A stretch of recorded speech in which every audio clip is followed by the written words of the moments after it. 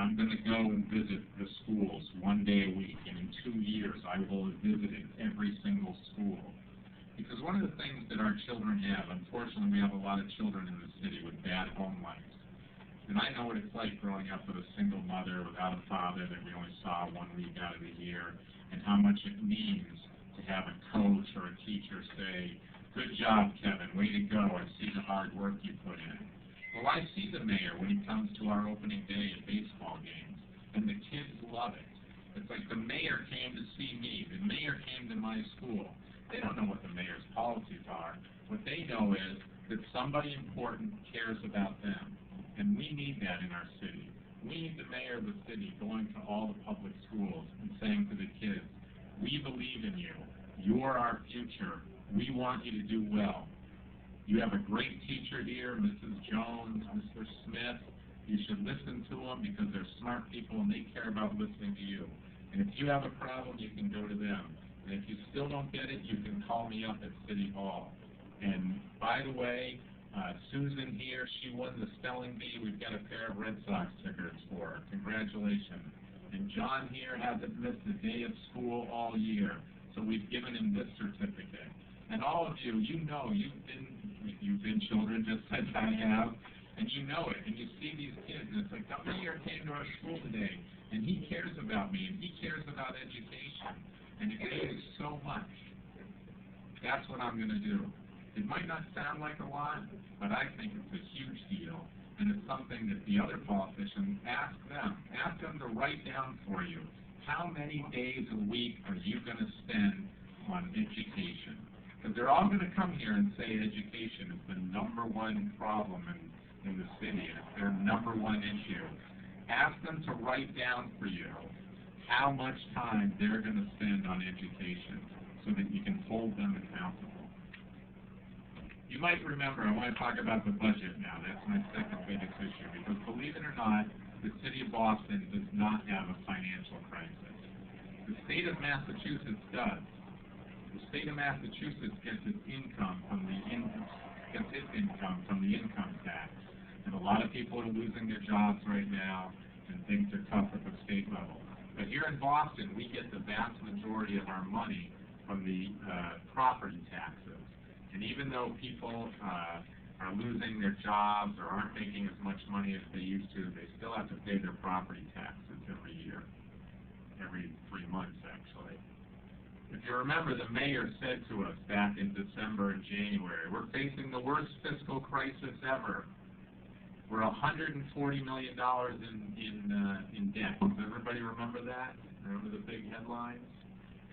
We're going to have to lay off 900 teachers, and we're going to have to lay off 200 police officers. Remember that? It was the worst thing ever. And I wrote on my website, you can go on my website, and I said, this is a lie. We're not going to be laying off police officers. We're not going to be laying off teachers.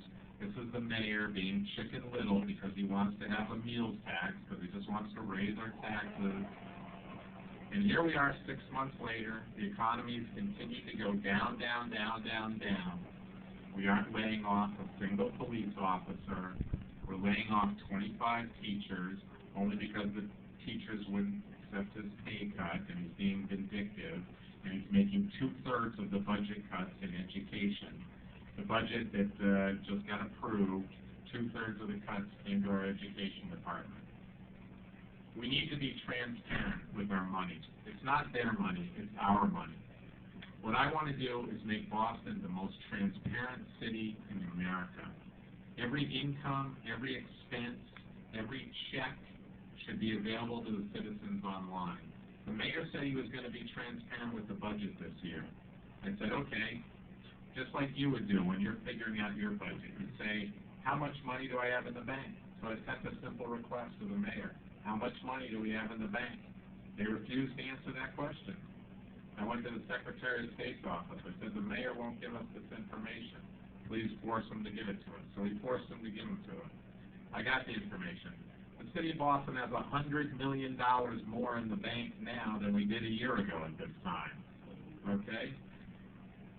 In March of this year, which is the last date that they had the numbers available, the city had $900 million, $929 million.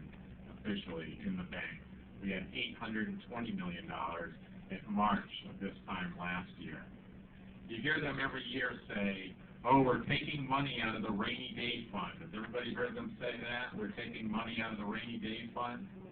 Well, if you go back and you look in the newspaper, last July, they took $35 million out of the rainy day fund. It was at $110 million. Now, I have a degree in physics and a degree in math, and 110 minus 35 is about $75 million, right? Yeah, $75 million. So if you look at them this year, they just approved the budget a couple weeks ago, and they said, oh, it's the worst thing ever. We're going to have to take $45 million out of our $120 million rainy day fund. Well, how did the rainy day fund get to be $120 million if we just took $35 million out of it last year? And the problem is, you know, most people aren't as big as nerds as I am and geeks and sit there and like go through the old numbers and look at the budget. And I have some other financial analyst people that help me to go through this stuff. And that's what I'm talking about not being honest about our money. We do need to be honest because there's tough decisions to be made. Do we spend our money on education? Do we spend our money? Do we hire more police officers? Do we give raises to the firefighters? Where do we spend our money? But if we don't even know how much money we have, and City Hall isn't being honest with us about where that money is being spent, then we can't even have that conversation. And that's what's going wrong here in the city of Boston. I'd like to open it up to questions, because I could go on and on all day about all my policies, and I don't want to bore you guys with something that you might not be that interested in. So please, ask me your tough questions. Please ask the other candidates your tough questions as well, and hold them accountable. There's some very smart people. How many know Sam Yu and Michael Flaherty? Very intelligent people. But they're politicians. They'll tell you one thing, they'll say another. This is a wonderful opportunity that comes along every 4 years for us to hold our politicians accountable so that we can make this city better. I want to make this city the best city in the United States. And with your help, I can do that. Yes, sir, you have a question? Yeah, I'm Paul Barton, I live in Brighton. How do you feel about mandatory testing for police and fire on new hire? They give them maybe a 10 or 15-year grandfather clause for the officers that are already in rank. And each year on the anniversary of their hire, they all get tested. If there's a problem, there's plenty of different social things within the departments that they can help with that.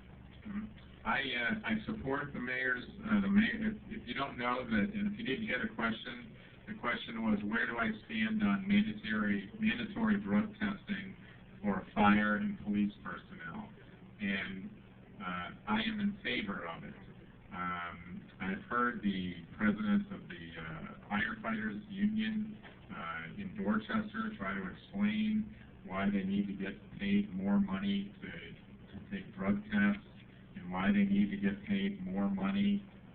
They want to do something called a well fitness program. They want to get a bonus every year for being in shape. And as one woman, this nice housewife said, you know, look, and I have 2 cousins who are firefighters. We all have the utmost respect for you firefighters. You know, you guys, as she said, I have to be on drugs to be going into a burning building. It's like, these guys are heroes, okay? But isn't it part of your job to be in shape and to be sober when you're on the job? I don't understand why we need to pay you more for that. So to answer your question, I'm in favor of not just a yearly drug test, but I'm in favor of random drug testing. Well, random would be after they've gone into the program. And you could pause and you could say, come in today, John, I got a test. Yeah. But on the other hand, that wellness program, Yeah. you realize that all these